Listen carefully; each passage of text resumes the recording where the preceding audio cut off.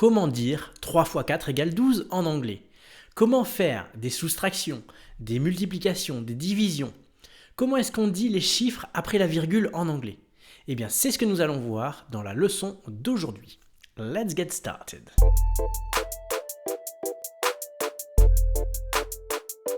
Nous allons commencer la leçon avec les additions. Alors c'est très simple, on va commencer par écouter le vocabulaire relatif aux additions. Pour dire plus, eh bien c'est comme en français, ça s'écrit P-L-U-S, sauf que ça se prononce plus, d'accord? C'est assez simple jusqu'à présent. Pour dire égal, si je dis 2 plus 2 égale, eh bien en anglais il y a un mot aussi pour dire égal, et ce mot ça va être equal, qu'on va conjuguer à la troisième personne du singulier. Donc on y ajoute un S et ça donne equals. On peut aussi dire tout simplement is. En français on va dire font, 2 et 2 font 4 ou 2 et 2 égale 4. Et bien en anglais ça va être 2 plus 2 is 4 ou 2 plus 2 equals 4. Ensuite, pour dire additionner, eh ben, le verbe qui correspond c'est to add avec 2 D. Alors attention, on a envie de dire, parfois nous les francophones, de rajouter un H, de dire to add. Eh bien c'est faux, il faut dire to add, add, tout simplement. Il n'y a pas de H au début de ce mot. Et pour dire la somme, eh bien ça va être tout simplement the sum, S-U-M. On va demander à Ben. Ben, toi qui es britannique, comment tu dirais 2 plus 3 égale 5, par exemple? That's easy, Alban. 2 plus 3 equals 5. Et si je devais dire, utiliser le verbe to add, comment je dirais j'ai besoin d'additionner ces chiffres, par exemple, ou d'additionner ces nombres? Well, you could say, I need to add these numbers. Et maintenant, si je veux poser la question, par exemple, j'interroge quelqu'un, ou la maîtresse à l'école, elle interroge un élève, et elle lui dit quelle est la somme de tel chiffre et tel chiffre. Est-ce que tu peux nous donner un exemple? What is the sum of 4 and 7? Quelle est la somme de 4 et 7? What is the sum of 4 and 7?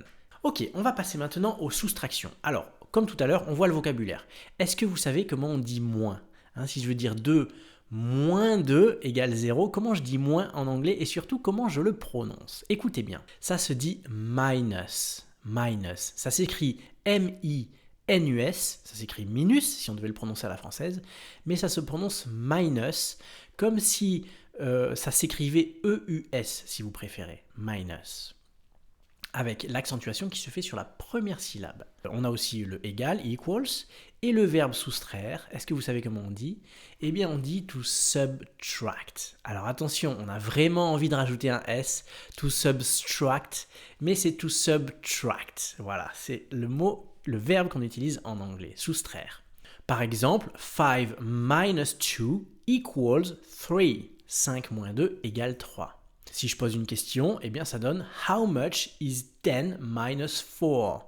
How much is, on peut utiliser le verbe être. How much is 10 minus 4? Combien font 10 moins 4? Et si j'utilise le verbe soustraire, en anglais, ça donne subtract 8 from 12. Soustrait 8 de 12, tout simplement. Allez, on passe maintenant aux multiplications pour continuer avec nos opérations du quotidien. Le vocabulaire des multiplications n'est pas très compliqué non plus. Alors, pour dire fois ou multiplier par, on va dire times. C'est la traduction littérale, times. On peut dire aussi multiplied by, multiplié par. Ensuite, on a toujours le equals ou is. Ensuite, on a le produit, the product, facile. Et donc, si je reprends l'exemple que je disais au tout début de la vidéo, qu'est-ce que ça donne? 3 fois 4 égale 12? C'est très simple. Il faut dire 3 times 4 equals 12. Deuxième exemple, si je veux dire multiplier 6 par 7, on dira multiply 6 by 7. Ok? Et si je veux dire quel est le produit de 5 et 5, what's the product of 5 and 5? What's the product of 5 and 5? Quel est le produit de 5 et 5? Mais c'est une tournure qui est moins utilisée, tout comme en français. Allez, on avance maintenant avec les divisions. Savez-vous dire diviser en anglais? Alors là aussi, le vocabulaire est assez simple. Le verbe à retenir, c'est divided by, divisé par. A noter que tout ce vocabulaire, vous le retrouvez dans la fiche qui est à télécharger. Vous avez le lien de téléchargement dans la description de cette leçon. Donc n'hésitez pas à cliquer dessus et vous pouvez garder la fiche, la revoir, la relire et vérifier l'orthographe, etc. Deuxième, on a toujours equals ou is. Et donc si je devais faire une phrase avec le divided by, qu'est-ce que ça donne? C'est comme en français. 6 divided by 2 equals 3. What is 8 divided by 4? Allez, on continue avec les fractions maintenant. Alors, le vocabulaire des fractions, c'est simple.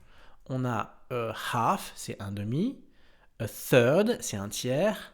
A quarter, c'est un quart. Et ensuite, si vous voulez dire un cinquième, vous dites one fifth, etc.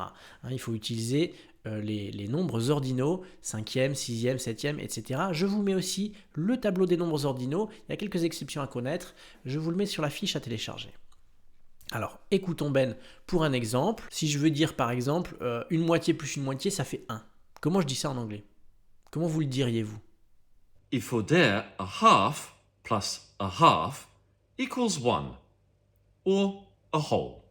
Si je veux dire un tiers du gâteau a été mangé, un tiers du gâteau a disparu, qu'est-ce que ça donne?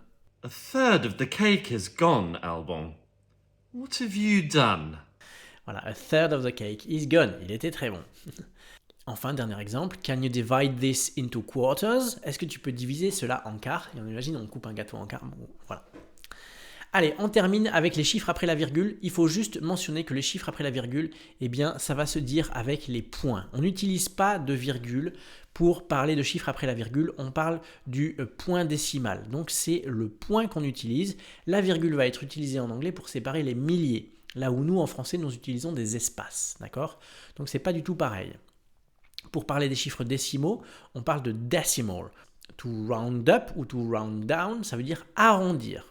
Voilà pour le vocabulaire. Je vous donne quelques exemples. 2.5 plus 1.5 equals 4.